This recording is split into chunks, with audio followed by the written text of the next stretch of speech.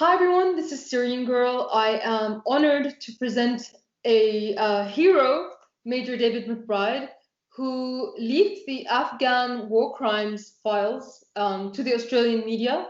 The Australian military, since many of my viewers are from America, have been involved in war crimes in Afghanistan, and this is now becoming big news here in Australia. Those alleged to have been unlawfully killed were all people under control, in lay terms prisoners, farmers or other civilians. This shameful record includes alleged instances in which new patrol members were coerced to shoot a prisoner in order to achieve that soldier's first kill. I don't know, mate.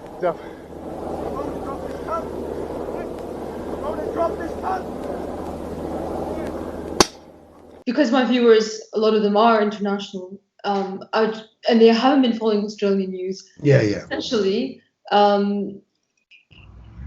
what happened here was that you leaked the war crimes files to the media, to the ABC. The police here actually raided the offices.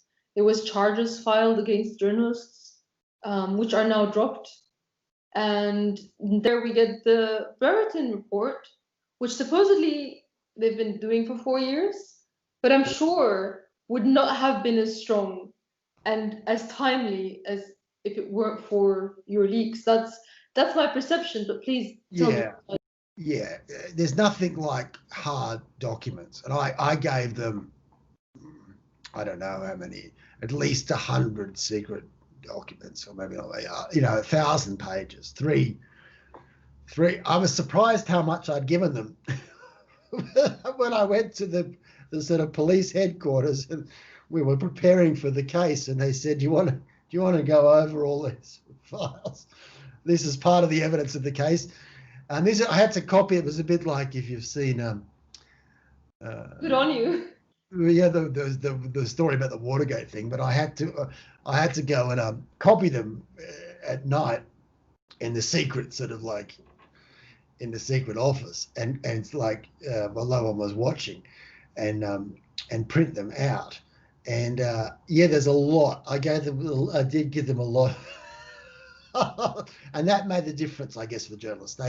It was no longer someone talking or someone that could be shot down. And again, one of the problems with this part of the world is even if they got a witness, they'd have to have their face blacked out. They'd have to have their voice recognition. And even when I saw the first stories like that, it's not that convincing. You kind of, as the audience, you can't help but think, is that really an SAS soldier, or is that something? Yeah, for them to have like a whatever it was, 1,000 pages of classified documents about the Afghan war. Yes, I guess that made a difference between an almost story and an actual story. Why do you think the government reacted by raiding their offices? That's a bit of a mystery, and seems a bit more embarrassing. Well, in the sense that, we'll find out one day. It actually helped me. I'm not sure whether the police were trying to, because that created much more press interest in my case than was already there. I'm very grateful for Annika Smethurst, who was raided at the same day, for your viewers, as an Australian journalist. And the headlines were her underwear drawer was kind of raided by the police, like as if they're not allowed to look in there. It's funny, the things that take people's imagination. Anyway, but I'm so grateful for Annika Smethurst's underwear drawer because of that, people were suddenly interested. I could be going to jail for 50 years and no one really cared. But once they had a sort of salacious story, suddenly, the phone didn't stop ringing. And I don't know what they probably had. The police have been, they probably had some reason to go into the ABC. I don't know.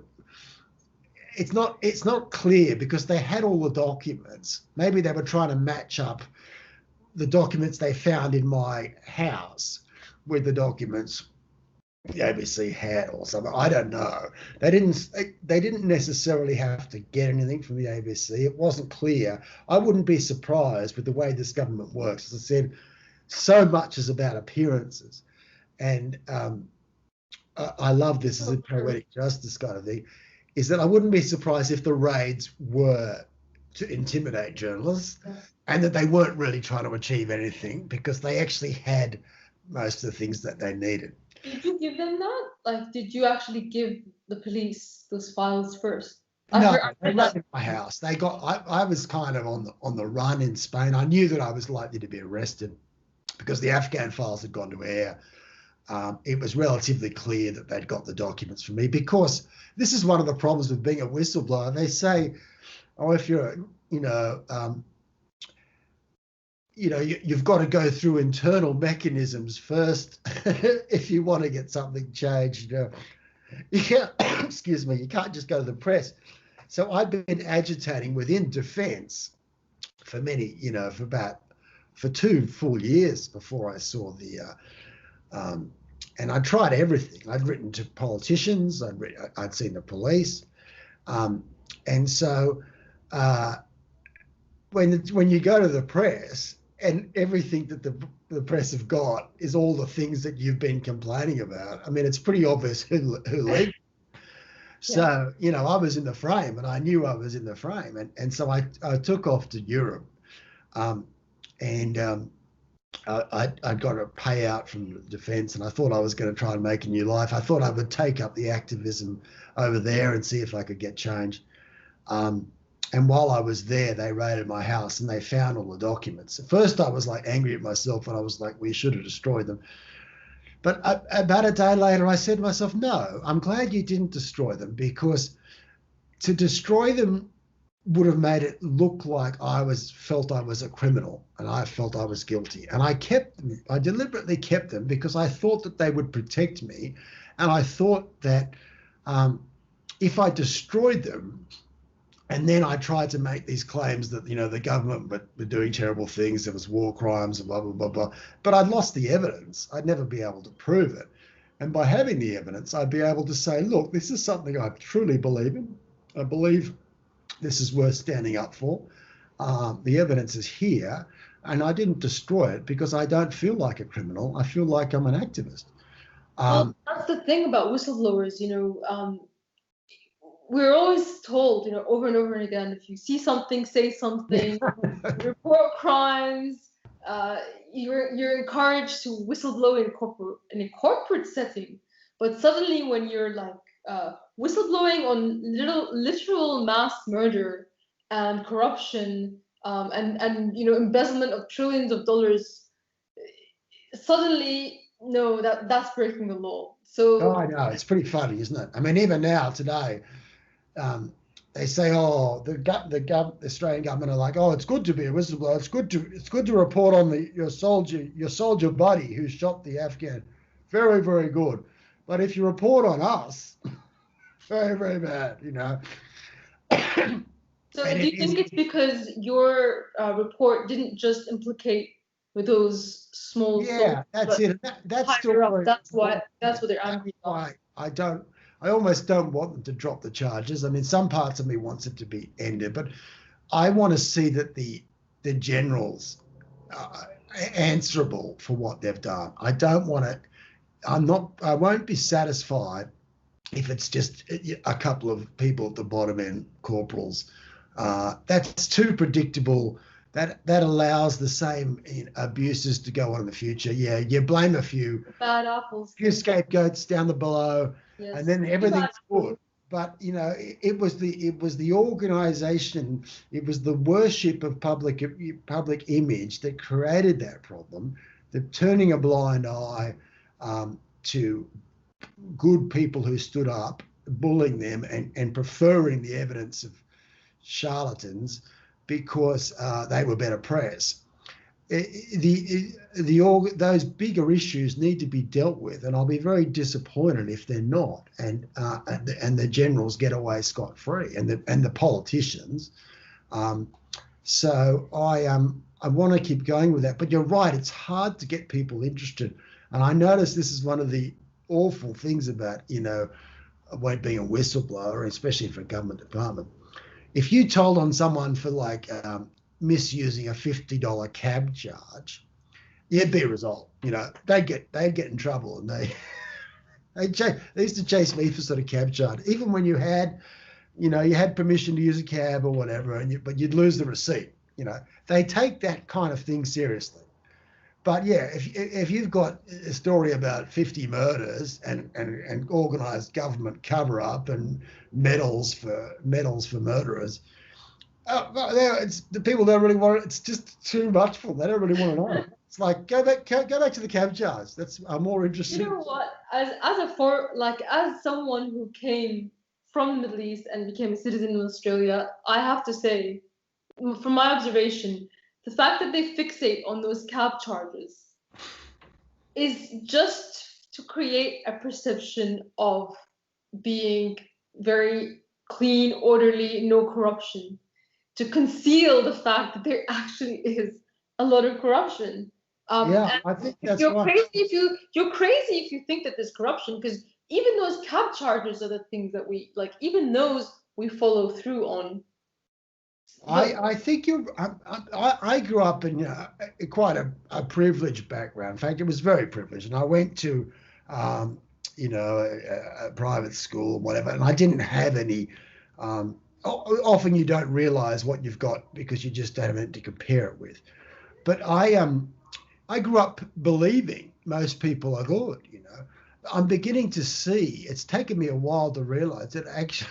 Because I used to think, it sent me a bit mad, but I could see that there was a lot of people who lived a lie, who, as you said, pretended they couldn't have been an accident, but they pretended that they were, Mr. Clean or whatever, and they cared about the cab charters and they cared about all that, but they were secretly rorting the system and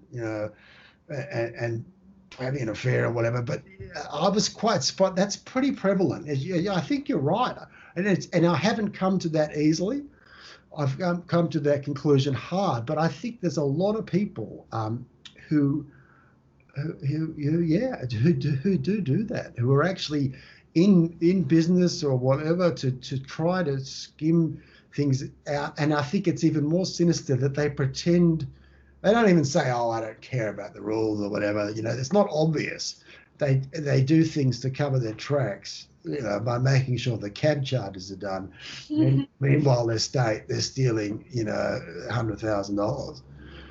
Do you think the Brereton report has helped you? Do you think it makes it almost impossible to continue with the charges? Someone asked me that today, and it certainly helped my case, yeah.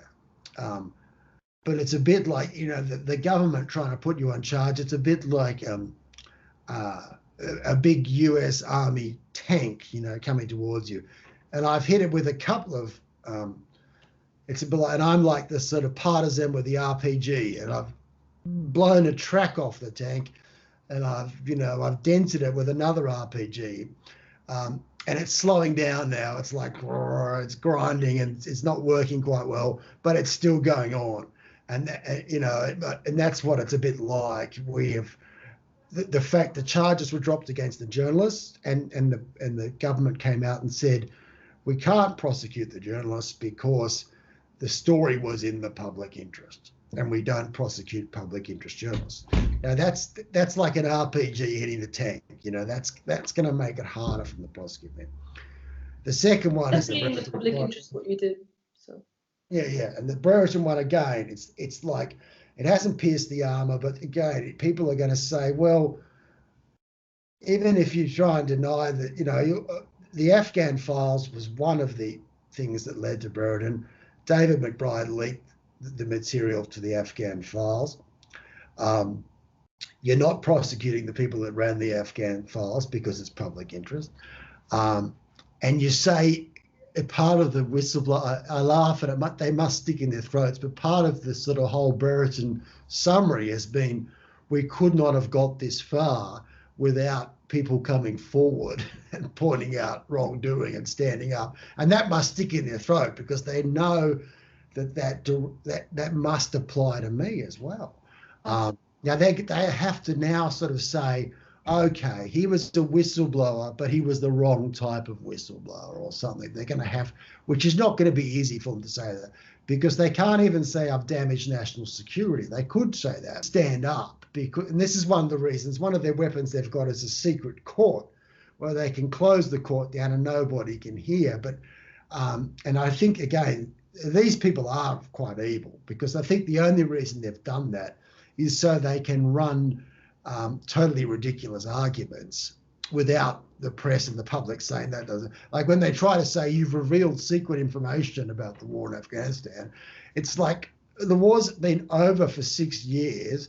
How could the fact that we killed somebody and you cut someone's throat be secret information? It's highly embarrassing. It's highly disturbing, but it's not the same as secret. The government classifies, they define secret as anything that could embarrass them. And we would really be able to take them to town to say none of this damages Australia in any other way that embarrasses us. And what's more, the fact that you're trying to hide it from the public and the Afghan public, that's another nice element we can introduce to say the Afghan public deserves to know what went on. That's embarrassing. And actually, and as again, it's just, I'm still a soldier on the inside. And that's the sort of stuff that creates terrorists. I mean, the idea that we would hold a secret trial, it's to do with Afghans being murdered. We don't let the Afghans find out about it. We cover it up. It looks like we're covering up our murderers. We put some guy in jail who was clearly a whistleblower and well-intentioned. I mean, if you heard all that, why wouldn't you want to declare war on Australia? Well, I think they want to create terrorists. That's the other thing. Yeah, I know. Well, you're at a whole level of another level of cynicism, which I have to say, I never started there, but I'm getting closer and closer to thinking that's it.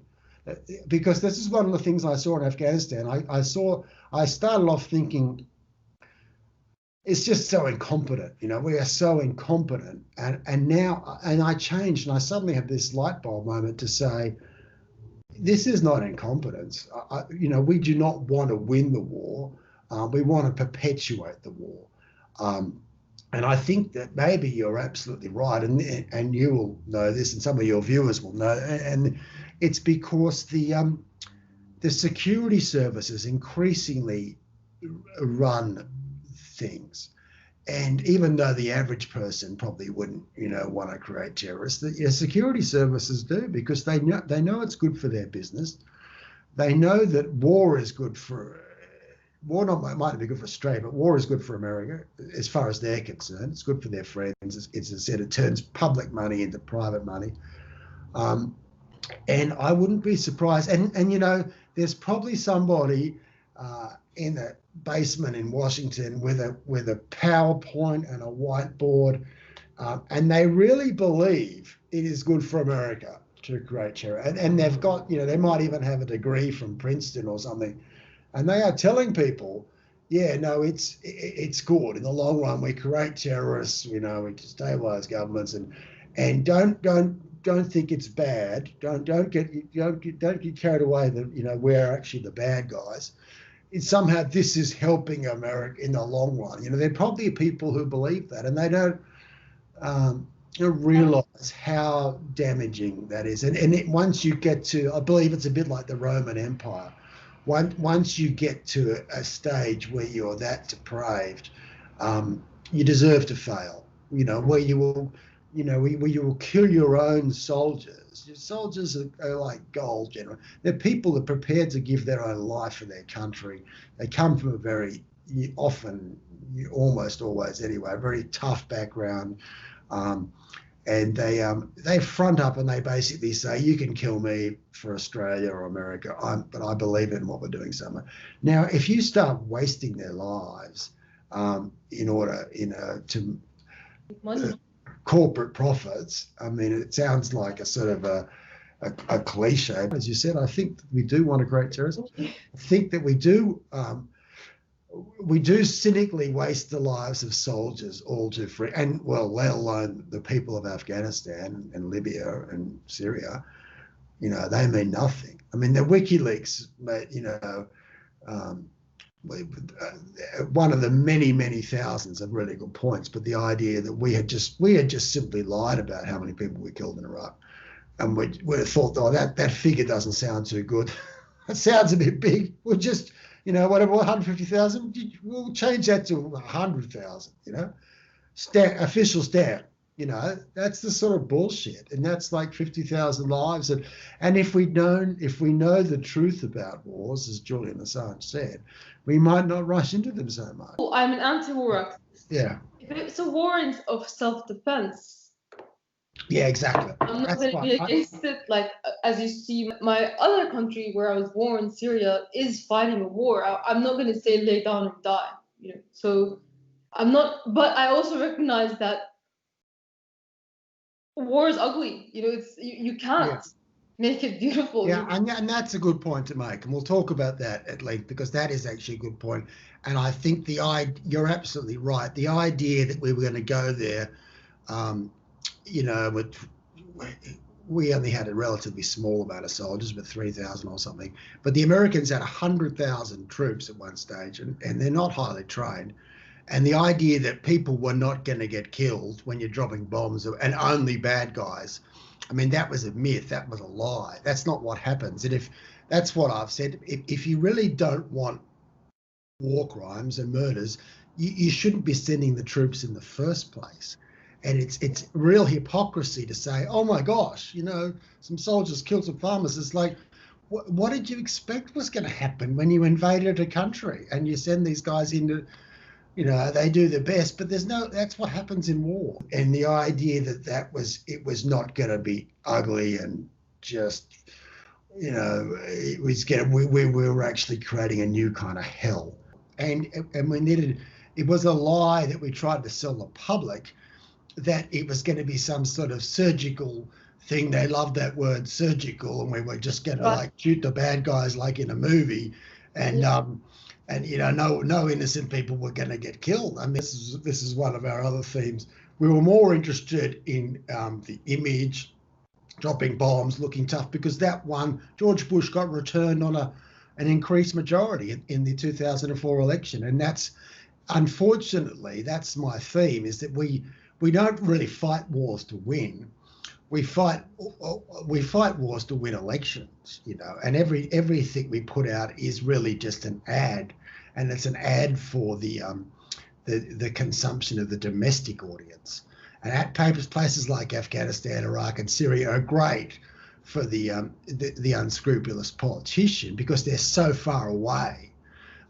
You know, you can drop a bomb and you can put a little bit of propaganda, and you can show a man in a turban, and you can drop a bomb and you can paint it like you've done something heroic, and there's no journalists on the ground, or there's like, look at what happened in Syria, you know, the world's biggest smear campaign, where, you know, even middle-class educated people kind of thought the whole Syrian nation was some sort of, you know, bad people, and if we killed Syrians, it wasn't really a crime. Or so it shows you how things can be manipulated. You're more aware of that than anybody. You live that. But it's I think that in many ways the Taliban was a gift for the Americans, because they were sort of this unlikable enemy from central casting. You know, in a Rambo movie, the enemy would look like Taliban. And so they could just bomb and kill and win votes. Ironically, in Rambo, the Taliban were the good guys. Yeah, that's right. The Russians. What you see here are the Mujahideen soldiers, holy warriors. To us, this war is a holy war. One of the great ironies, but no one ever says, one of the great ironies was that the Russians, at the time that the Russians were fighting the Mujahideen, they said to us, some reasonable Russian diplomat said, you understand, you'll be fighting, these guys will be fighting you soon. And we were like, oh no, oh, where are the beacons of Fred? I think they were like, yeah, we're counting on it. And I remember, you know, sometimes truth is stranger than fiction. I remember being in Afghanistan when I was there with fighting the war, and American general was briefing us, and he said, to be honest, what the Russians were trying to do in Afghanistan wasn't so bad, and it's not really that different to what we were doing. And it's like, yeah, it's just like, oh yeah, well, whatever. We demonized them, we blew them up, we killed them. Now we're coming in and doing the same thing, and we're just like, oh yeah, whatever. I would love to know about the war crimes themselves, if you could tell us. It's pretty disturbing, and there's no way around that. It's not people reacting too fast on the battlefield and shooting someone holding a spade thinking it's a gun. None of that. It's like capturing 5 farmers, suspecting they're Taliban, taking them into a shed, shooting them dead, and then saying, maybe taking photos of them holding AK-47s, which you've been holding in your bag, and going back and saying we had a great battle. There's a few despicable elements. Sometimes that they got awarded bravery medals for battles that never happened. You know, as a soldier, that just chills me. You know, that just makes me sick. You know, the idea. Some of these were totally premeditated. Soldiers talked about it. They covered it up afterwards, and but some of them, not all the cases, but in some cases, they boasted about it. The good side is it was reported by fellow SAS people, and they got bullied, and it'll probably be very hard for them, even though they did the right thing. It's still probably not going to be easy. The world is such a complex place. Human emotions are so complex. I'm sure it wasn't easy for them. But yes, SAS people did complain. They were often bullied. I think the chain of command often took the side of the bully, which again makes me disgusted, because it was in many ways, while they don't want, the hard reality was, if you killed a lot of Afghans, it looked like we were winning the war. And if it looked like we were winning the war, you got medals. And if it looked like we were winning the war, the politician got re-elected. So they liked the killer. And no one ever got a medal for not pulling the trigger. You know, that's the same theory I saw writ large in Syria. And you would have thought the generals, Petraeus or McBride, no one ever got promoted right up the chain of the American by saying, we don't need to do a surge. Maybe we should withdraw. No one would know. The way to get promoted. Fired. Yeah, the way to get promoted was to say, we need more bombs, we need more people. You actually went to Afghanistan yourself. You fought there. You saw what happened. Can you tell us what made you decide to be the leaker that broke this war crime story? It happened quite slowly. The analogy I gave yesterday was the idea of being married to a serial killer and being very much in love with them, and you don't know this, and you're always prepared to cut them a bit of slack, and you're always prepared to say, well, somebody said that they saw you at the scene of the crime, but it could have been someone that looked like you, and there were lots of unexplained things, but you're always prepared to give your own side the benefit of the doubt. I came from a very conservative, conventional background. I went to university. I went to law school when I was quite young. I went to Oxford University. I went to the Royal Military College in the UK.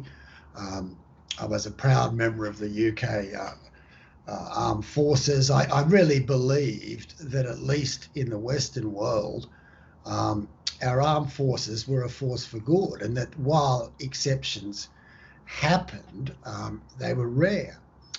And so it took me a while to be shaken out of that. But I I saw more and more, and I was particularly lucky, I guess, that a few things started to build up, the perfect storm. I left the British Army in the 90s, but I started to do security work. And one of the security jobs I had was for a television company. And they were doing extreme, extreme travel journalism. It was still travel journalism, but it was slightly more interesting. And we went to places that you wouldn't normally go. Like we went to Iran, we went to Sudan, we went to sort of the Islamic Sahara, and Pakistan. And the jewel in the crown for me was we were going to Afghanistan. As someone that grew up on the stories of the sort of British India and the Raj, it was something that always fascinated me. So that was the one I really wanted to go. It was my role. I wasn't on camera. I didn't write the stories or whatever. I was behind the scenes, but it was a good role in a place like Afghanistan where the Taliban were in power. This is like the year 2000. It was good to be behind the scenes because I got to meet members of the Taliban government. I got to meet low-down Taliban soldiers. I got to meet everyday Afghans, and I saw I got a pretty good grip of the country. Obviously, it's complex, but I could see that it wasn't necessarily the way it was portrayed in the Western world, and everything was sort of contextual.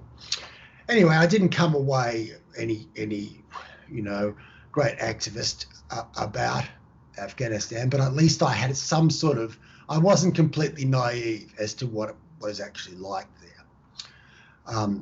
And I started working as a lawyer in Australia. I kind of settled down for that adventurous lifestyle, and then our 9/11 happened, and more we got involved in the war in Afghanistan from Australia's point of view. And I still believed that we were there with some sort of decent purpose. I could see that the Al-Qaeda, the situation was probably more complex than people were letting on, but I liked being a soldier. I associated my time as a soldier with my time with the British Army, which I felt very positive.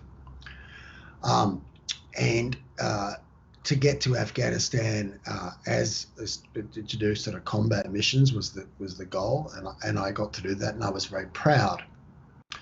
I got on my first tour in 2011, and this is when I started to see problems.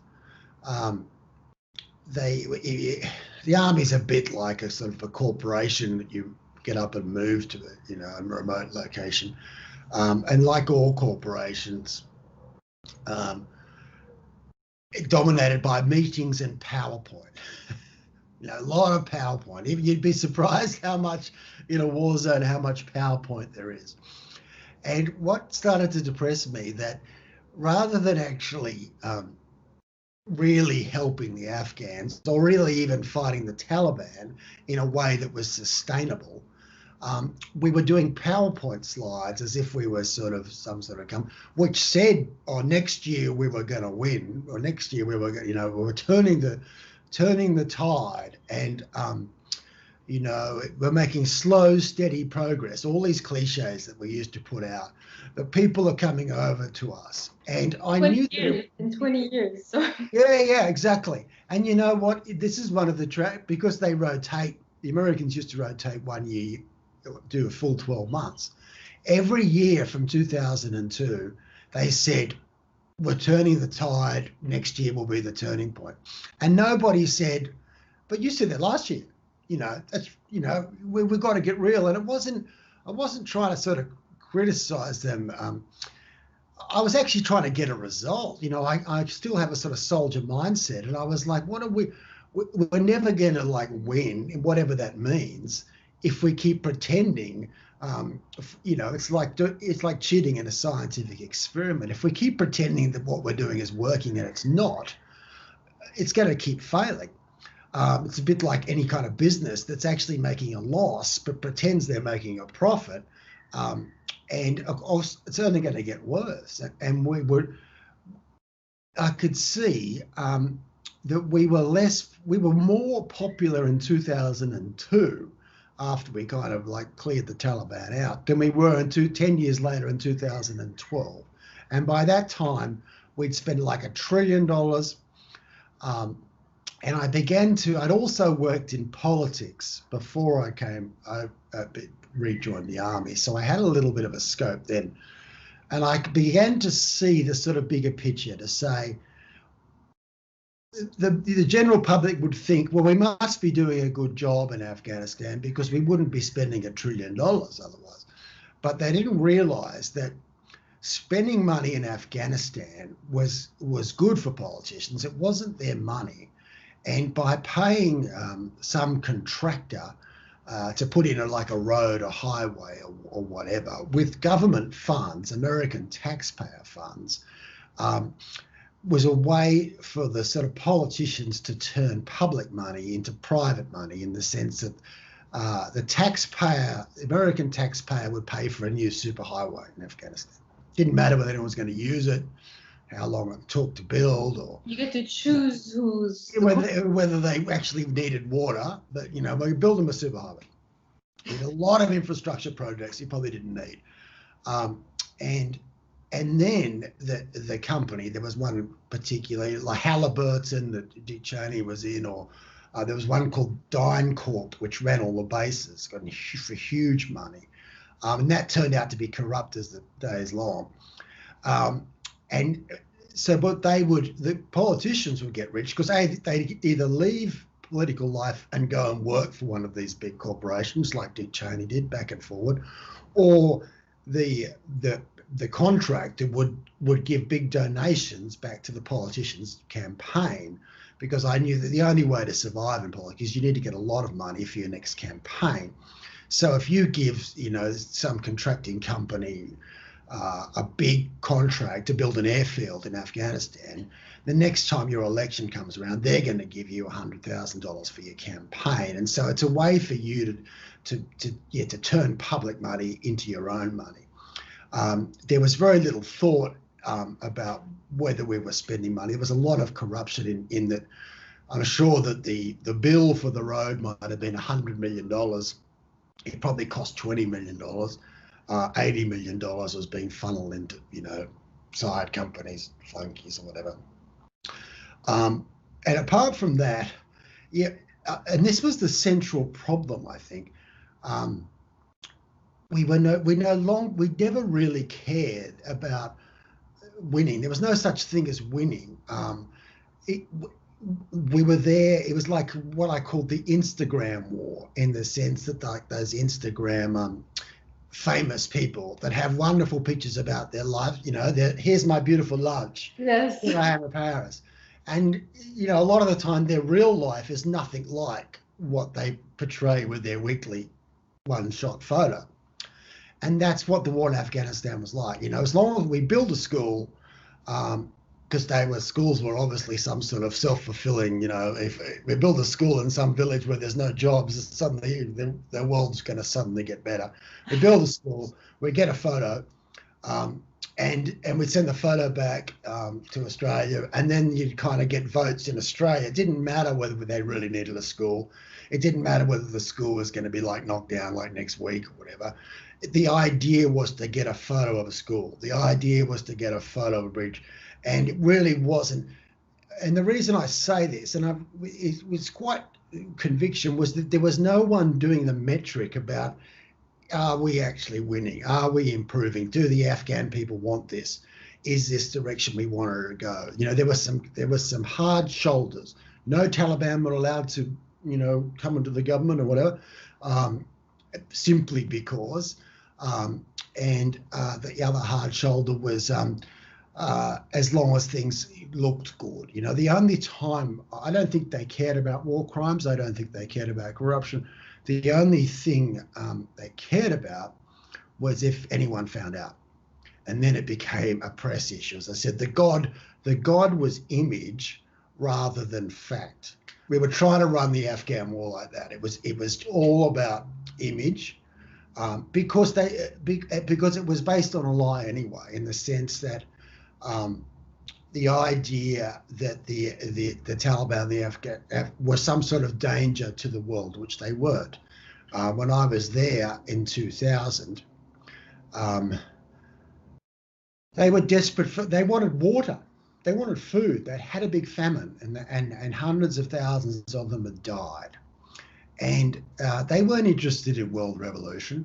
And the only reason they didn't even particularly like Osama bin Laden, because he was, you would know more about it, he was Wahhabi, and they were all Arab. We saw them. Funnily enough, I almost got shot by an Al-Qaeda guy. I like to think it was Khalid Sheikh Mohammed, but I don't know that it was, but because he had a strong American accent. We came across him in Kabul when we were in when we were doing the TV show. And this guy came in, and we had all these big crises, like we were, we could have been special forces, but we're actually just camera crew, and we had short haircut. We're all quite strong. And this guy, whoever he was Al Qaeda because he was an Arab. But he came in, it was quite funny. In Afghanistan, and he was like, "What are you guys doing here?" And he pointed the gun at us. We were quite scared. I was like, afterwards, because he was like sweating, and he wasn't like a soldier guy, but he was obviously like a planner or something. And I said, "Oh, he wasn't dangerous." Is this when you were doing the documentary? This was documentaries in 2000. But I also knew that the average Taliban was not involved in that at all. That was a separate thing. And what they, or the average Afghan, well, if I recall correctly, Robert Fisk did an interview with Osama bin Laden and called him the hero who's taking on the Soviet Union. That was the headline. Yeah, no, it's true. Yeah, so there's no question that Al-Qaeda was there, but how did it get there? Oh, there's so much hypocrisy and so much double dealing. Our cameraman at the time, when we did the 2000 story he had interviewed Osama bin Laden in the cave. And, this time he was on the run, and he didn't like, because the cameraman was a very sort of stiff Englishman. He didn't particularly like him personally, but he could see, the cameraman had worked with the Mujahideen and whatever, and he knew that Osama bin Laden had been fighting the Russians and was a very kind of brave guy. And when we were in Pakistan, on the border in Peshawar, they had lots of, everywhere you went to a market stall, they had little kind of almost like what we would call religious icons of pictures of Osama bin Laden riding a white horse with a sword in his hand. He was popular, and so there was a huge amount of hypocrisy. But he was bringing one thing he did do was he did bring money in for the Taliban, but they were using it to largely feed the population, and they didn't have any choice. And the Americans, or the UN, were being very cruel, and they were letting a lot of Afghan children die simply because of the sanctions. And it was it wasn't great, but it's one of these areas, as we spoke about before, it's a long way away from America. It's a long way away from Australia. It was hard to get there. So no one really saw the truth. It doesn't mean that they were good, but the situation was far more complex than it was made out. They were people who were desperate for money, and had the Americans wanted to, made the least amount of effort to say, look, we can help you. We understand your children are dying, and that even though there's a lot of like fear and prejudice to say, even though you wear black turbans and you sort of have a hardline, interpretation of the Quran, so do the Saudi Arabians. And we're not going to hold that again. We're not going to sort of let your children die just because of that. And if they'd made some effort to negotiate and to come to some middle ground, I think that could have been done. My cynicism is that they didn't want that because they were a convenient enemy, and a convenient enemy that because the Americans kind of, while they might not have deliberately started the war, they knew that a war, especially against such a weak enemy, would not be bad, would be good for business. They get to use all this expensive equipment. It wouldn't necessarily be a bad thing. I have a question for you about whether you think this is the prevailing theory about why they went into Afghanistan. Of course, there's the 9/11 stuff, but even before, there was already, stuff in the works, documents in the works about plans to invade. So there is a theory that it's because the Taliban was destroying all the opium farms and that they basically destroyed opium production. And after the war, the opium skyrocketed, and now there's like a severe opium addiction problem in the US market. So have you ever heard of this theory? And what is I've heard, I haven't, I've got a couple of things to say about that. I saw something on a YouTube. Abby Martin, the American filmmaker, made quite a good short movie about Afghanistan and the origins. And I think John Pilger talked about it as well. But to say, we like to paint the beginning of the troubles in Afghanistan from the Soviet invasion, but actually the CIA were in Afghanistan before the Soviet invasion, and we were already sponsoring hardline, tribesmen. Really, they weren't Islamic. They were tribesmen who didn't like the communism or whatever. But we were using them, of course. I mean, whatever we painted them as freedom the fighters. Russians went in under the request of the then Afghan government because they were facing this. Of course, and we met. One of the things I don't want to get into the historical things because I'm not an expert, but and saying that no one else is either, particularly because it's a while ago. But what I can say was we did meet people who were very rational, nice, would be the equivalent of middle class sort of thing, who thought that it was okay under the communists. They didn't. As Abby Martin points out, quite a startling fact that if girls in school is our biggest reason for being there were actually more girls in school when the Soviets and when the communists were running it. And so it's very hypocritical of us to say, oh, look how great it is. I mean, we smashed that system up. And one of the guys I worked with, who was a very distinguished person. He was a lawyer and he helped us a lot. When I was over there as a military officer, he was the local prosecutor, I guess. Very dangerous job to be trying to put Taliban in jail. A very dignified older guy. And he'd been in the Soviet-sponsored army. He had a photo on the wall of him like he was a Soviet officer with those distinctive uniforms. And he was a very there was nothing sinister about him at all, and he reckoned that he thought that there was so much prejudice and spin that they painted that as some sort of evil force, but he thought that was a pretty good army.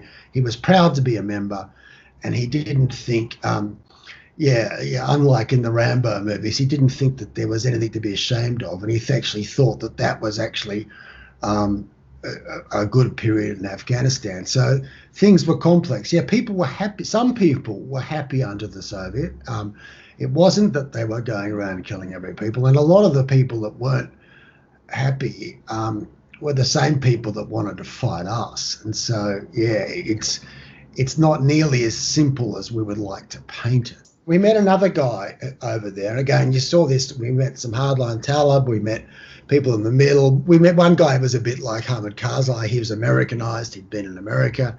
I think he probably didn't like the Taliban because they'd burnt the poppies. Like Hamid Karzai, like his brother is a drug warlord. Yeah, no, and Hamid Karzai got really angry because they got rid of him, Karzai's brother. Yeah. And Karzai was quoted saying, look, it's better the devil you know than better you don't know. And now all his drug workers have gone over to the Taliban and we should have kept him.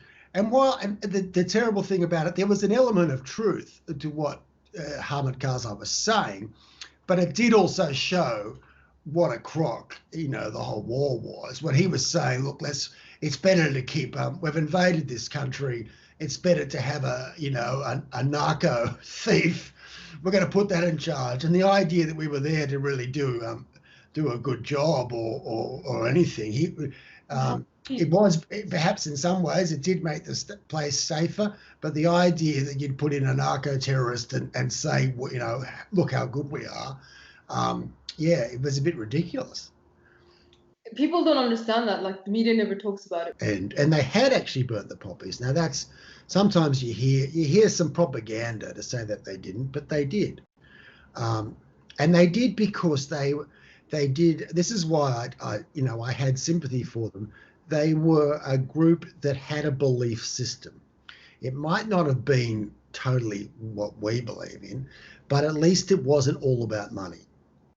And so when they decided that they did have to discuss it with Mullah Omar or whatever, but when they decided the smoking of the poppy was bad for Afghans and it would create addiction, they burnt the poppy, and they really did it. And they didn't let's just pretend to burn, like we would do, pretend to burn the poppy and make money out of it.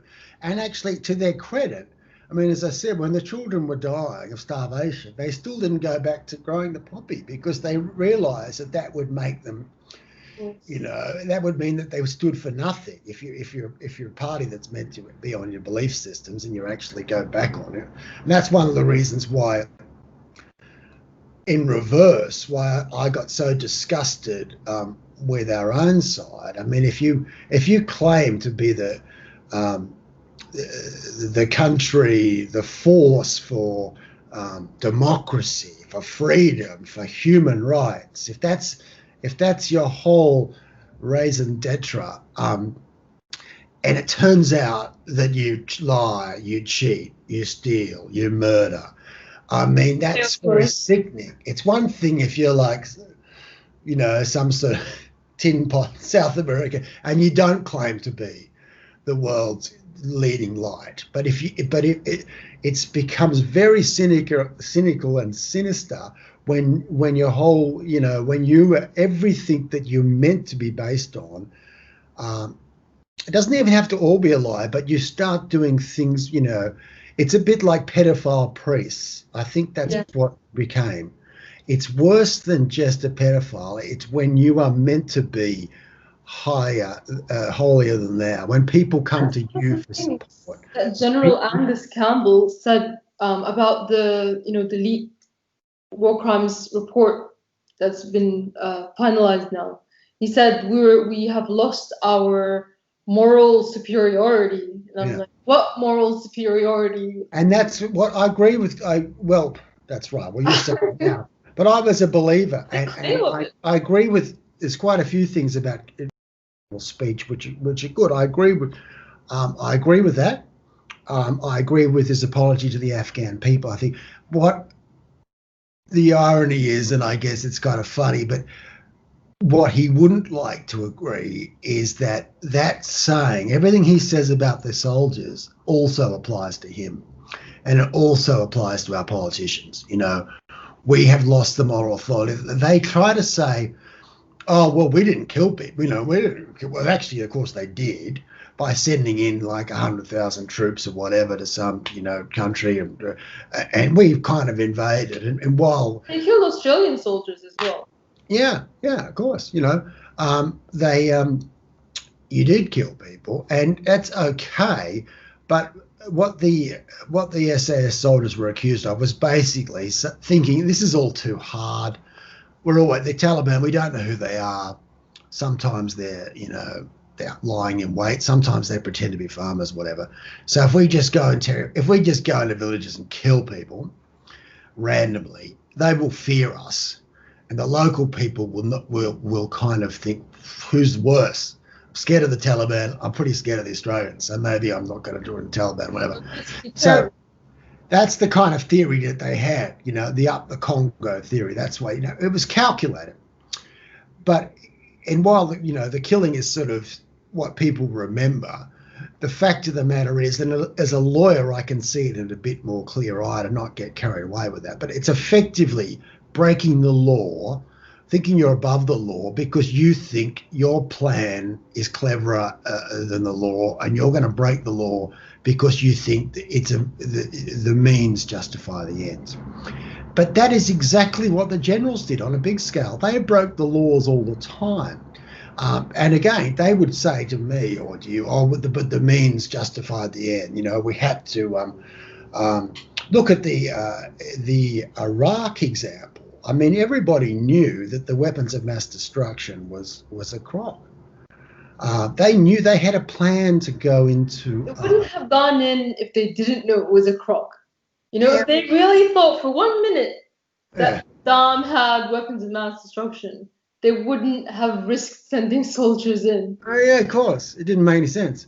And they, friends of mine in the American military said they had plans to invade. They were ordered to start planning the invasion early 2002, before any of that sort of weapons of mass destruction really blew up. So they wanted to go to war, and they made, they made up that thing that was concocted. Now that is exactly the same as an SAS bloke on the ground saying, I think the best way to win this war is not to play by the rules, but just to string people up and shoot them. I know what I'm doing. I don't care about the law. Now, the generals and the politicians did that on a large scale. They did that in Afghanistan too. And even though while there was a lot of emotional energy about 9/11 or whatever, legally, we did not have a basis to take over the country forever. If terrorists had some sort of camp in Darwin or something, around Darwin, and they went to Indonesia and blew up the Jakarta building, Indonesia would not have a right to invade Australia and take over Australia and just say, George Bush got away with it and saying, oh, those who harbour terrorists also. They did not have the moral high ground from the beginning. No one wanted to question it because of the graphic images of 9/11, even though there was so much hypocrisy, and as if, like, for example, in the Vietnam War, we dropped bombs on a massive scale on countries like Laos and Cambodia, as well as Vietnam, of course. And I don't know how many people we killed, but it's in the millions, if not the hundreds of thousands. So the idea that 3,000 people killed in New York that day was something the world had never, ever seen, was wrong. It had been done. In fact, it had been done by the Americans. Here's the thing that gets to me. So essentially at the time, it was agreed that by the Americans that it was Osama bin Laden. So they requested Afghanistan extradite Osama bin Laden. So the Taliban, which, we're not defending the Taliban, but that was the government at the time, which now the Americans are actually making a peace deal with. So they're not the untouchable boogeyman that we have to, we never say anything that makes them look human. Back 20 years ago, we weren't allowed. Now we have to humanize them again because the Americans are ready to make a deal with them. So, but essentially at the time, the Taliban said, okay, we'll extradite Osama bin Laden. Just give us evidence that he was the one responsible, or any kind of evidence that he was the one responsible, and we will send him to you. And the Americans said, no, we're not going to do that. So you're just going to have to give it to him and, take our word for it. But we're going to invade. So the Taliban actually offered a full surrender. Yeah. And they didn't accept it. Yeah, I know. Obviously, they just wanted more. I agree. And I found, I'm. It's funny what you're saying about the not being allowed to talk about the Taliban, whatever. But I'd met them. I was one of the few people that actually had met them and done deals with them. And I met like the Minister of Health, and there was a Minister of Health, and he was a doctor, and he was a genuinely, well-intentioned amateur guy, not a saint or whatever, I don't know, but he was not the devil, and he wasn't like eating people.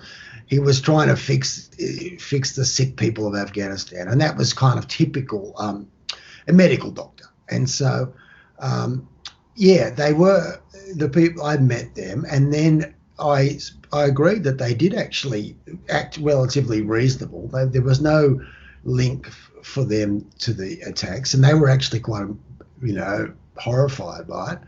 And I think that they did make genuine attempts, and the Americans could have easily accepted that. And they also could have easily gone in there and and just gone for Al-Qaeda in the mountains or whatever. And then we saw how that went anyway. The idea, isn't it? It's ironic that all this huge bombing campaign with the world's most expensive planes and whatever, and all of that rubbish, that Osama bin Laden got out on a donkey anyway and lived in Pakistan for another 10 years. And so it didn't even achieve the end. You know. Yes, and the killing of him was such a non-event. It was a crop. You're right, but people just swallowed it.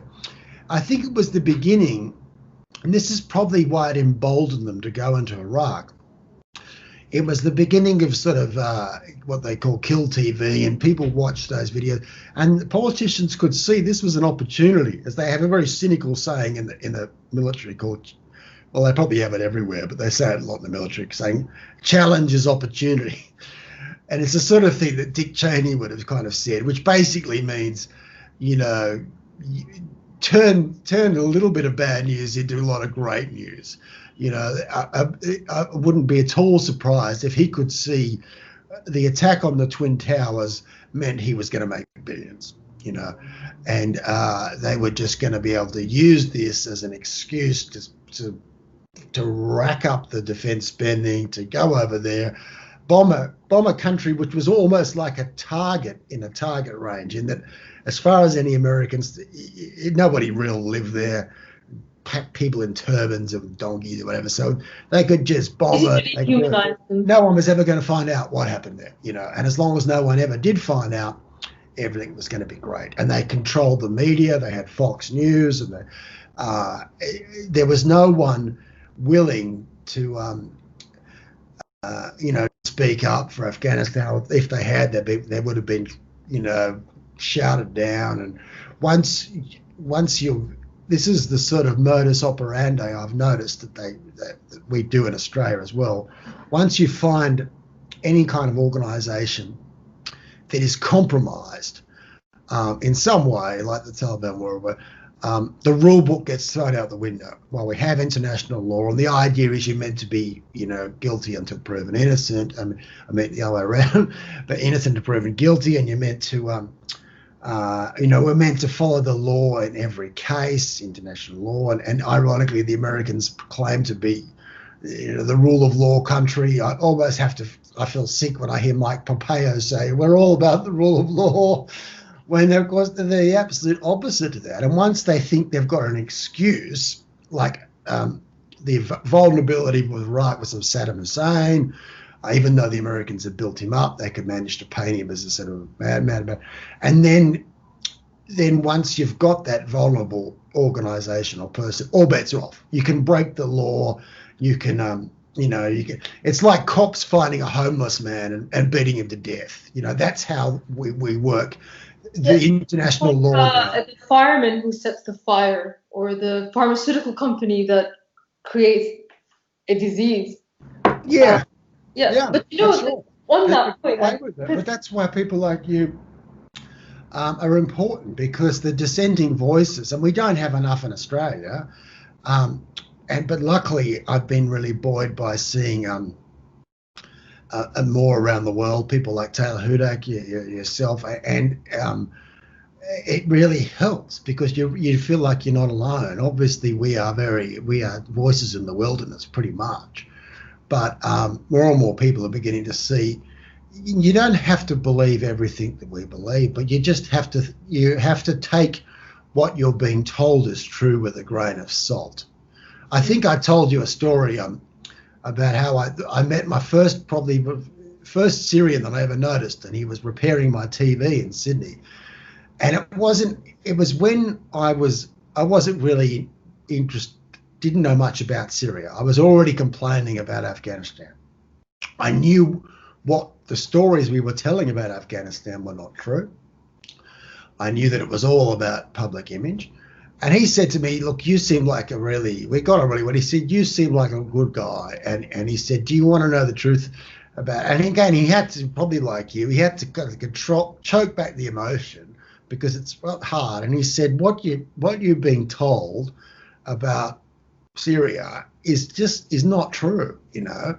And, you know, there may be problems with this and problems with that, but it is not.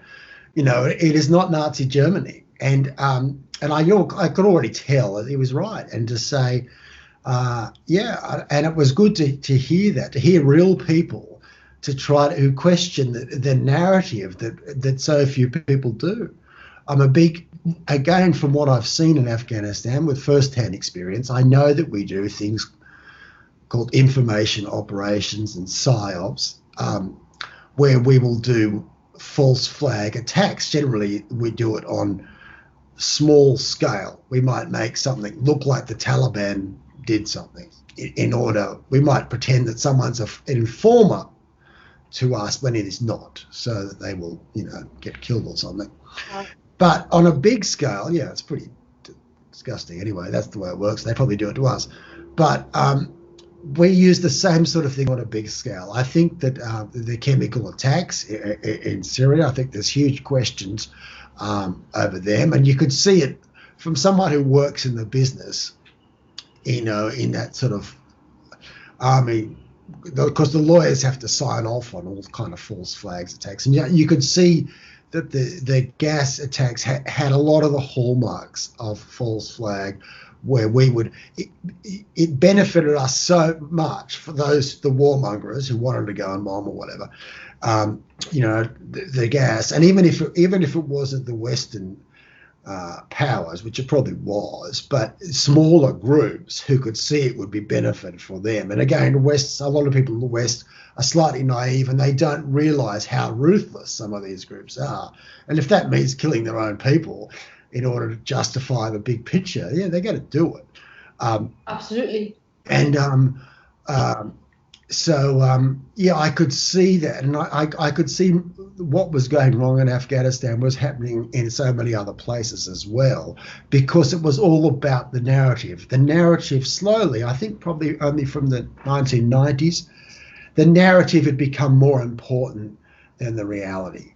And once they decided they wanted to get rid of Assad, and then they found reasons, a bit like weapons of mass destruction. Once they make the decision first, and then they find reasons for the decision later. But 3 reasons that they cycle through: weapons of mass destruction, democracy, and terrorism. Like, those are the 3. What I find striking as a Syrian is that they claim to be fighting terrorism in Afghanistan while supporting terrorist groups and destabilizing Syria, arming Al-Qaeda. Essentially, if you read the WikiLeaks, that's what they were doing in Syria, and we know that that's what we were doing, from personal experience. So it just goes to show you the hypocrisy of it. They create it here and then they fight it there. But I wanted to say, I was always an anti-war activist, even before the war in Syria began. When the war in Afghanistan was about to start, I was actually in school leafleting against it. So it was like 20 years ago. All our activism, and you mentioned Taylor as well, all of the years of work we did against the war, none of it has compared to the one thing that you did. That thing has basically surpassed anything we've ever done. And it's so heroic, and it put you in so much danger to do, that all of us as anti-war activists, have to bow down to what you did, that one thing. And it's incredible. And I thought maybe, you're unique in that you're both a soldier and a lawyer. And hence you have like a strong sense of justice. But I want to mention Assange, actually, because you mentioned Assange a few times. And I think that there's a link between your case and his that, it's easy to see. You're an Australian, and you revealed war crimes. You whistleblowed. He didn't whistleblow. He actually just provided a website for which people could whistleblow. But essentially, I think that one of the issues that the people who are going to decide whether to pursue, to prosecute you or not, is if they don't prosecute you, or if they don't go ahead with the trial, then they're essentially saying that Assange also is an Australian that shouldn't be prosecuted. So unfortunately, do you see that? Yeah, no, I hadn't thought of that before, but I think you made a good point. And that, as I said, everything I've seen over the last couple of years, it makes me think that the government is a pretty sinister organisation, and they do think like that. There's a lot of the main reason, in fact, the only reason the Australian forces were in Afghanistan was because the Americans wanted us to be there, and that was one of the central problems, because we didn't really have a mission. We weren't there to help the Afghan people, and that's not even the terrible thing about that. That's not even my kind of conspiracy theory. The head of the Australian Defence Force has said that we were there just because the Americans asked us to be there. And so, and that created problems, because it meant that what are the soldiers going to do all day? We don't really have to do anything, but killing soldiers gets medals. I mean, killing Afghans gets medals. And why not do that? We don't really have any other measure of success.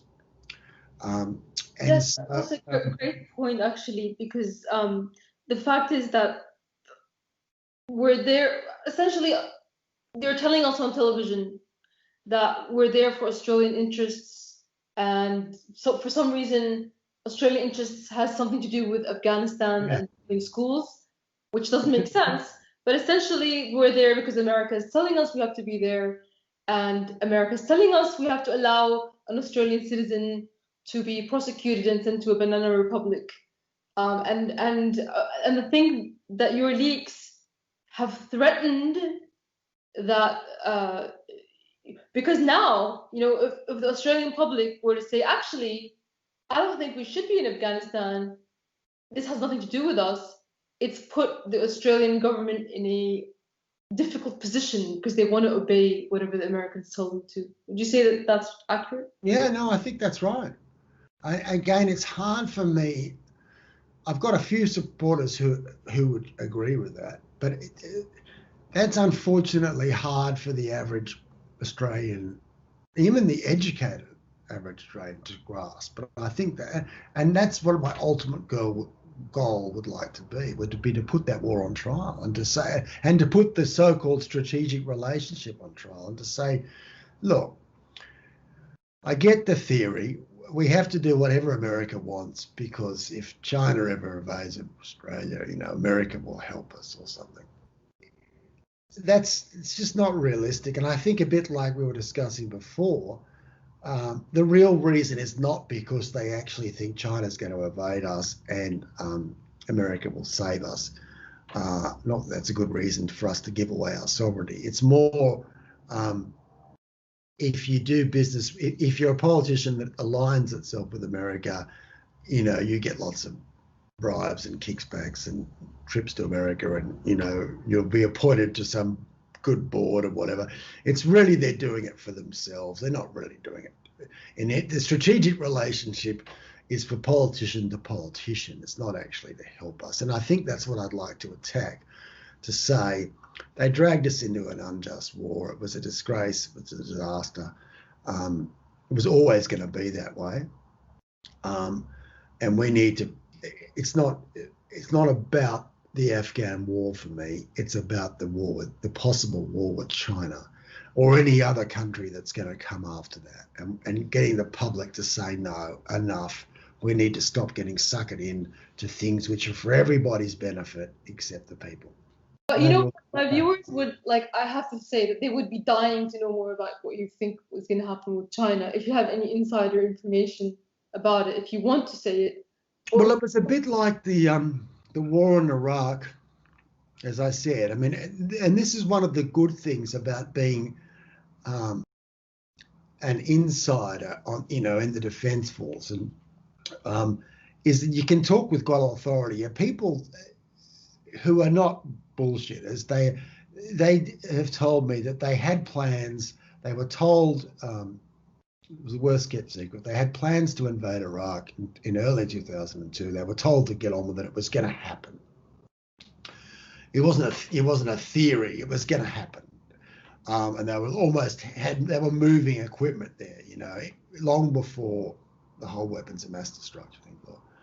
Same sort of people, senior defence people, has said to me, there is a rollout plan for China, and it is, and they talk in sort of like intelligence speak or whatever, but they say it's something like a 50-50 chance we'll be at war with China in some way in a year, 100% chance 2 years. And it's they're senior people, and it's, even though it's kind of disgusting, I know from what I know that they do have the ability to make things happen. It's not like, oh well, only if China doesn't only if China doesn't behave themselves, but we have the ability, things like the Uyghurs, Hong Kong, we have the ability to make flashpoints where there weren't flashpoints. And we have we control the mainstream media. All the mainstream media is anti-China. We have the wherewithal to create a war with China and make it look like it's China's fault. But the thing is, that would really destroy Australia's economy, because like Australia's kind of trapped in between. Funny enough, sometimes humour can be the best medicine, because I think it was that satirical show on the ABC, Utopia, whatever, and they did a skit about that. And it was almost a documentary, and the Prime Minister, the ministers saying, "Well, who's our biggest enemy?" And they said, "We can't say," and they say China, and he goes, "Okay." He says, "Who's our biggest trading partner?" China. And they go, "Well, how could they be both?" And they go, "Well," they said, "well, we need a big navy to protect our trade routes from China." And he goes, "Well, why do we need to protect our trade from China when it's going to China?" Just get it sooner. And you can see the looks on their faces. And the sad thing is, having worked in defense for so long, it's kind of a documentary, because the Americans have told us, you need to hate China. We hate China. And no one's got the backbone to say, well, you might hate China, but they're our biggest trading partner. And so they're divided, like, yeah, I want to do whatever America wants. Yeah. America says we've got to hate China. We hate China. And then someone's going, how's that going to work? And I think they realised it a little bit too late. And I think even Scott Morrison backed off, because they were talking up war with China and how bad they were. And someone was like, are you kidding? And all the people were meant to be helping, the farmers, the people who are already drought struck. You've got some, idiot politicians, Mike Pizzullo, is a dangerous idiot. China's bad, and suddenly we're starting to lose some trade deals. And it's like, are you idiots? Just because US tells you that, we need to go to war with China. Take it back. Doesn't anybody think about this for more than 5 minutes and say, and if that's what it costs for us to be friends of America, maybe we need to have a look at that again, Though, there was one intellectual or intelligence analyst, I forgot his name, I'll add it in here, that said that, Australia has a choice. They could either go with the US or they could go with China. But if they choose to go with China, then America's just going to destroy them. Now, the question is, what does this all mean for Australia? You're in a quandary for sure. Everybody knows what the quandary is. Security-wise, you really want to go with us. It makes just a lot more sense, right? And you understand that security is more important than prosperity, because if you don't survive, you're not going to prosper. Survival is of the utmost importance, because you can't pursue any other goals if you don't survive, right? So security's got to be number one. So you'll sacrifice prosperity for security, right? That's what will happen. That's why you'll be with us. Now, some people say there's an alternative. You can go with China, right? You have a choice here. You can go with China rather than the United States. There's two things I'll say about that. Number one, if you go with China, you want to understand you are our enemy. You are then deciding to become an enemy of the United States. Because we're talking about an intense security competition. You're either with us or against us. And if you're trading extensively with China and you're friendly with China, you're undermining the United States in this security competition. You're feeding the beast from our perspective. And that is not going to make us happy. And when we are not happy, you do not want to underestimate how nasty we can be. Right? Just ask Fidel Castro. I saw there was a good thing, I think you might have seen it on Twitter. And they had some kind of smarmy American guy who's probably ex-CIA, and he's going, you know, the reason you are friends with America is because if you're not friends with America, we make life really difficult. We do this, we do that.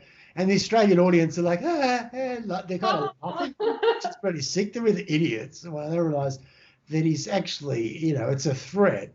I don't think with either. I'd prefer, because I think one of the things that, linking back to the Brereton inquiry, what came out of it is that having a moral compass and actually believe in something is more important than pure economic prosperity.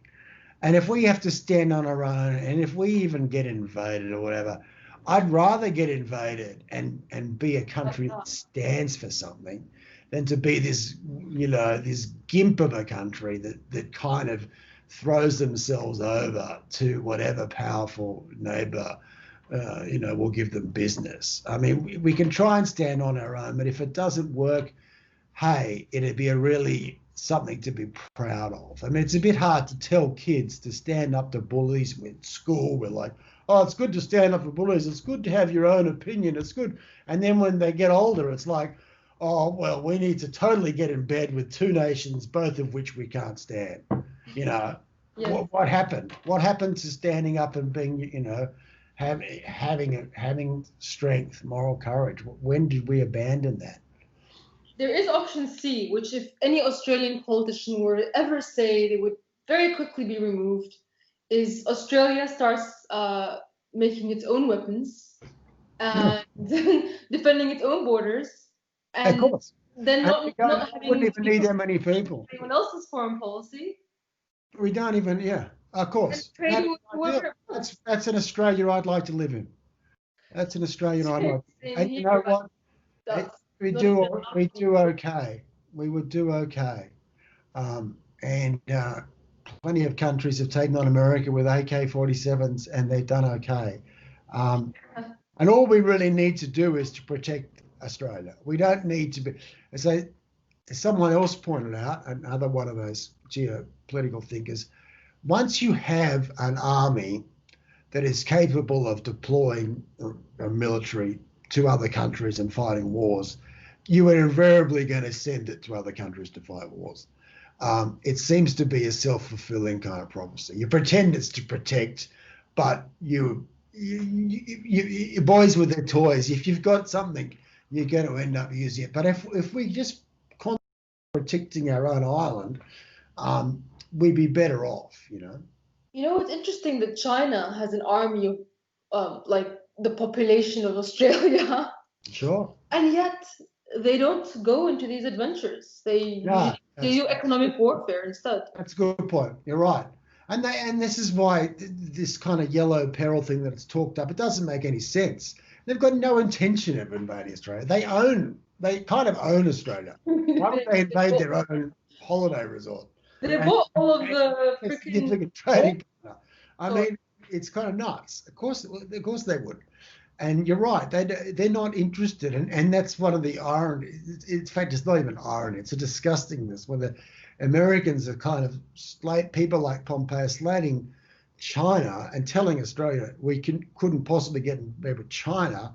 And yet in the last 20 years, as far as I know, China hasn't started any world wars or invaded any major countries. They've got some issues, but compared to what America's done, there's no comparison. And the idea that, you know, they're the bad guy when you've got Syria, Iraq, Afghanistan, and all the other, you know, the Central and South American countries that have been destabilized, it's pretty despicable, you know.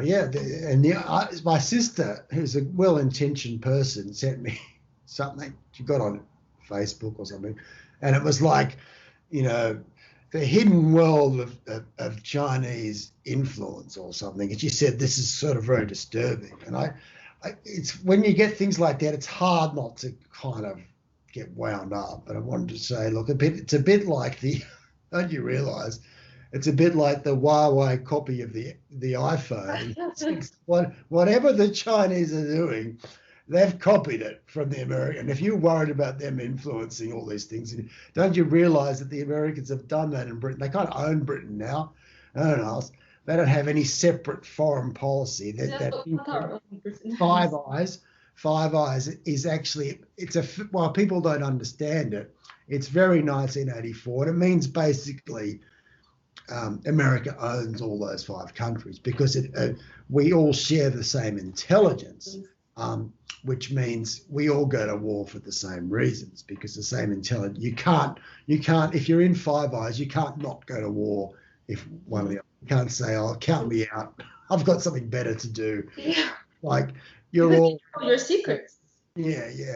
It's you share all the secrets, and that's how they sell it. It's a bit like, it's a bit like, Enron or one of these corporate cons. They sell it by saying it'll be great for Australia because we will give you our intelligence, and you want to know all our spy intelligence, and of course we think, oh, this is this glossy thing, we can't live without American intelligence.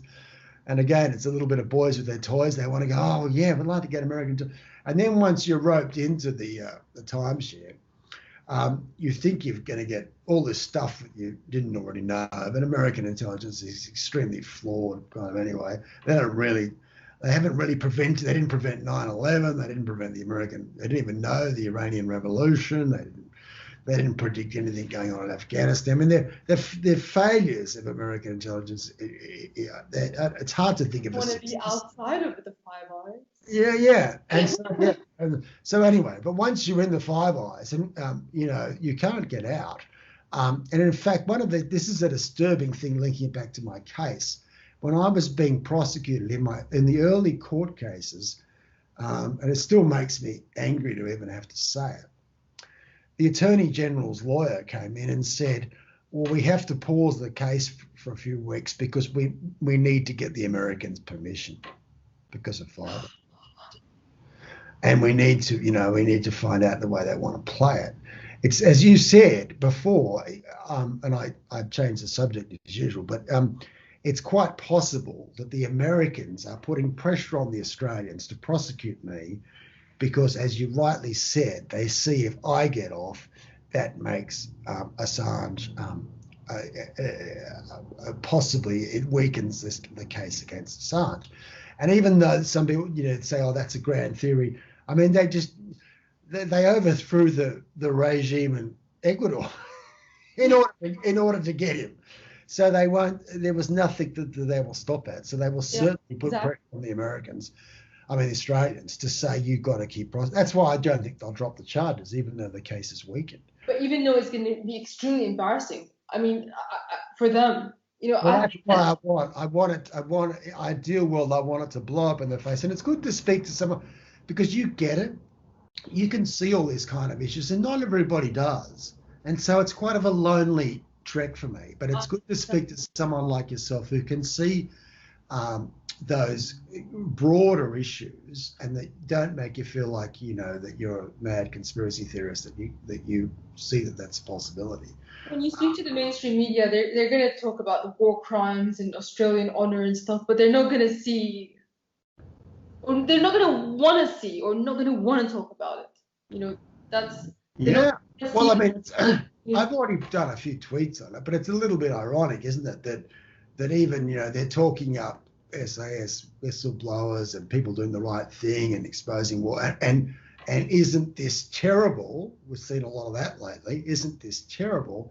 And yet what Julian Assange uncovered, or he publicised through WikiLeaks, as you pointed out, was every bit as bad.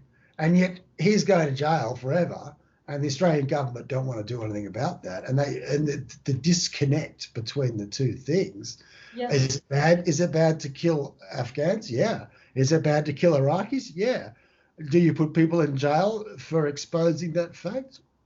But do you know what I think is treason, in fact? I think it's treason to not look after your own citizens just because a foreign country is asking. Yeah, oh, I think it is. And it's good to hear you use that word. I used that word early on in my case. And yeah, I was ridiculed, and the idea that, and it's funny, I've been ridiculed a lot in my life, and you often you get vindicated. Yeah, I said that if any senior official puts their own interests ahead of the national interest, that is treason. And I think that's what they did in this war crime. I think that the right thing for them to do would have been put these famous soldiers on trial as soon as they heard.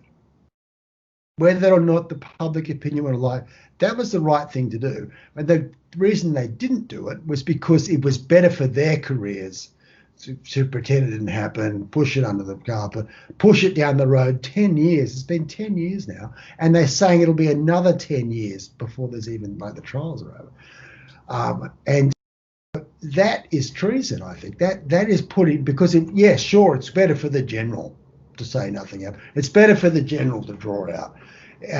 And to talk about it. But actually, for the country and for the soldiers and for the people, it would have been better to say, let's get on with the trial. I mean, sometimes they had video footage. They had video footage of someone shooting someone. I mean, why would you take 20 years and all the damage that it does to everyone? Why wouldn't you just have a trial there, pretty much there and then, and that's one ticked off? But no, draw it out, make it faster, because it's in their benefit. Yeah, it's in their benefit. It's not in the nation's benefit. And I agree with your definition, and it's very nice to speak to someone who can see that, because often I feel like I'm going mad because people. You say the word treason and they kind of laugh at you. You may as well. First they laugh at you, then they fight you. Yeah, that's right. It's considered. You may as well be saying blasphemy or something. They consider it a nutty kind of thing, but I think it's very real, and I think the penalties for it should be very strong. Putting Australian citizens in jail just because they report crimes, that's treason. Yeah. For the sake of a foreign country, that's treason. Yeah, I agree. And they get away with it because they get mainstream media on side. And as I said, they're not ruled by principles, they're ruled by public opinion. So they think, it can't be treason because, the latest news poll shows I've got 52% for this action. And yet that's not the right test. The right test is, are you following the law? And you're right. If you send soldiers to death and something which is wrong, which is a false war or whatever, if you let someone who is a truth teller go to jail, it is treason. And it's really, I've said it before, but I'll say it again. It's really warmed my heart to hear you say it, because I was saying that for a long time and I was considered nuts. And any time you trash your own country for your own selfish benefit, and you're in a position of power, it's treason. It's serious. And the test is not public opinion. The test is what's right. You're absolutely right. I want to give you the opportunity. I mean, I do have a more international audience, but I think if anyone can help you anywhere in the world for doing this service, giving us the truth, is there anything that you can suggest that they do? Where can they follow you? Where can they give funds to? Anything like that? I've got a GoFundMe page. It's called 50 Years Prison for Whistleblowing on the ADF. I'm very grateful for any donations. If people want to hear more of me, tell Partisan Girl and get me back on, and because that is very good, because I one day, as I said, I really believe it. One day want to be able to go to the Middle East. I want to be able to talk. I want to be able to learn as well as talk. And it's, you know, that's the difference between us, I guess, and other people, is we do actually want to get a result. It's not enough just being activists. We're interested in actually change for good and achieving something. So I would love to do public speaking, and if we can do more, that's where I want to go. We're glad to have you on this side of the fence. Welcome. We give you a big embrace. So yes, thanks for coming on my channel. Come again anytime. Thank you so much. Thanks for your time, and I really enjoyed it. My pleasure.